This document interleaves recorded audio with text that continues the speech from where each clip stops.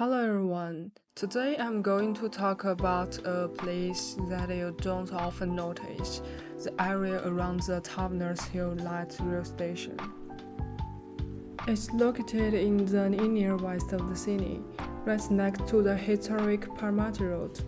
I will conduct on-site visits and try to see from the perspective of urban landscape what makes the place special. Let me give an introduction here first. Parramatta Road is one of the oldest roads in Sydney. Although there are various revitalization planning schemes now, the basic spatial structure of these schemes has remained largely unchanged for decades. The Taverners Hill Light Rail Station is sandwiched between many different functional areas, including ramps, elevated roads, small shops, industrial buildings, and residences. This time, I mainly used Gordon Cullen's townscape urban landscape theory. He believes that a city is not something to be viewed from standing up, but rather from the walking, presenting itself as you go along. The opening and closing, turning and splicing of the space are the sources of the city's charm. He also says that the distance, sense of the operation or openness between here and there can affect our emotions toward space.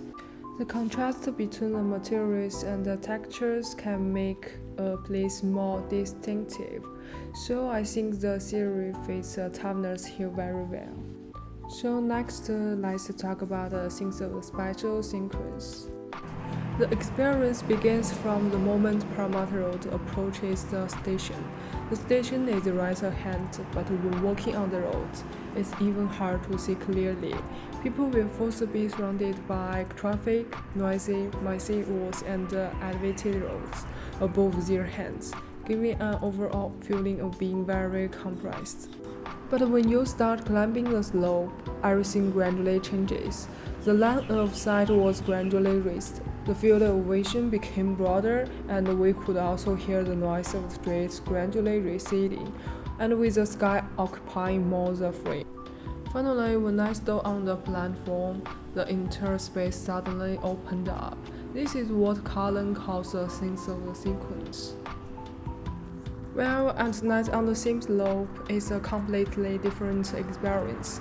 The land casts a ramp into a rhythm of alternating light and dark, and finally the platform seems like the great support emerging in the darkness, with a stronger dramatic effect. Well, next let's discuss the place scenes. A large part of the characteristics of the place come from the contrast. On the platform, you will feel the air flowing and the view is wide. You can see the architecture forms and scenery in the distance, and you will feel more relaxed overall. But just go down and back to the Parramatta Road. We could see the enclosed space under the elevated road, and all we could hear was the sound of cars passing by. It's immediately noisy and oppressive atmosphere. Although the intersection and the street corner is very noisy, making people feel exposed to the traffic. But the alley besides is quiet. This is the cycling path, and you can see the cyclists and the people walking their dog sometimes. The further you go in, the darker and the shadow becomes. There are also some green plants on both sides. The entire atmosphere is completely different from the Parramatta Road. Well, next we talk about the facilities and the materials. Parramatta Road is raw asphalt, metal rollings, and old concrete. But the materials in the platform area are more refined, featuring perforated metal plant, cleaning railings, and a more modern design.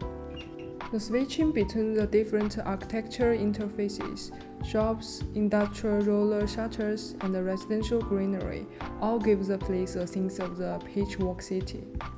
Well, next we will talk about the people behaviors in daily life. Up on observation, people's behaviors here also reflect the characteristics of the space. On Parramatta Road, hardly anyone stopped. Everyone walked very fast and tensely.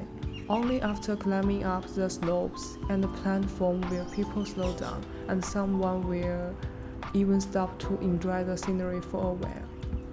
It's evident that the things of the security and the comfort a place makes people feel will directly affect how they use this space. Finally, Tavner's Hill made me realize again. The experience of the place is not only about the architecture itself, but also includes the lights, materials, sound, passes, and everything. These seemingly insignificant elements in daily life actually gently determine our feelings towards the city. So I hope today's sharing can also enable you to view the urban spaces around you from a new perspective.